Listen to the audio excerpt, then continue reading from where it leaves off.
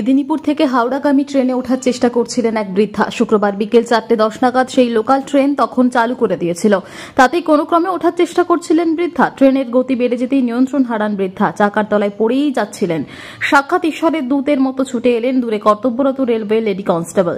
কোল পাঁজা করে দীর্ঘ ছুটে বৃদ্ধকে মৃত্যুর মুখ থেকে ছিনিয়ে আনলেন তিনি। প্রাণে বাঁচলেন মহিলা। পুরো ঘটনার মুহূর্ত ধরা পড়েছে সিসিটিভিতে। চাঞ্চল্যকর ঘটনা ঘটেছে মেদিনীপুর স্টেশনের শুক্রবার বিকেল 4:10 মেদিনীপুর হাওড়া ডাউন লোকাল ট্রেনে করে কোথাও যাওয়ার চেষ্টা করছিলেন ওই বৃদ্ধা। ট্রেন তখন চালু করে দিয়েছিলেন 1 নম্বর প্ল্যাটফর্ম থেকে। ওই বৃদ্ধা প্রাণপণে ওই ট্রেনে ওঠার চেষ্টা করছিলেন। তিনি যতই চেষ্টা করছিলেন ট্রেনের গতিও ততটাই বাড়ছিল, কিন্তু কোনোভাবেই ট্রেনের বগির হাতল ধরে ফেলেছিলেন। শেষে ছুটতে না পেরে হাতল ধরা অবস্থাতেই ভারসাম্য হারিয়ে ফেলেছিলেন বৃদ্ধা। এবার হয়তো চলন্ত ট্রেনের ফাঁকে পড়েই যেতেন, তাহলেই নির্ঘাত মৃত্যু। দূর থেকে বিষয়টা বুঝতে পেরে গিয়েছিলেন প্রত্যক্ষদর্শী এক লেডি কনস্টেবল এস বিশ্বাস। প্রচন্ড গতিতে ছুটতে ছুটতে এসে একেবারে কোলপাজা করে ধরে নেন বৃদ্ধাকে। কোলে করে কোনোভাবে হাতল থেকে ছাড়ানোর চেষ্টা করেন বৃদ্ধাকে।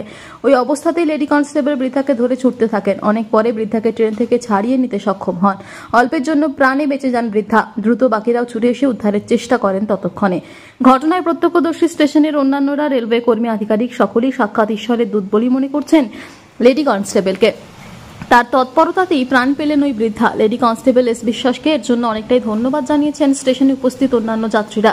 শাবাশি কুড়িয়েছেন রেলওয়ে আধিকারিকদের কাছ থেকেও। এই ধরনের প্রাণে বাঁচানোর ঘটনা মেদিনীপুর স্টেশনে এর আগেও বেশ কয়েকবার দেখা গিয়েছে রেলওয়ে পুলিশ কর্মীদের তৎপরতায়। সম্মানিত হচ্ছেন রেলকর্তাদের কাছে। এবার সম্ভবত সেই তালিকায় স্থান পেলেন দুর্ধর্ষ সাহসী কনস্টেবল এস বিশ্বাস।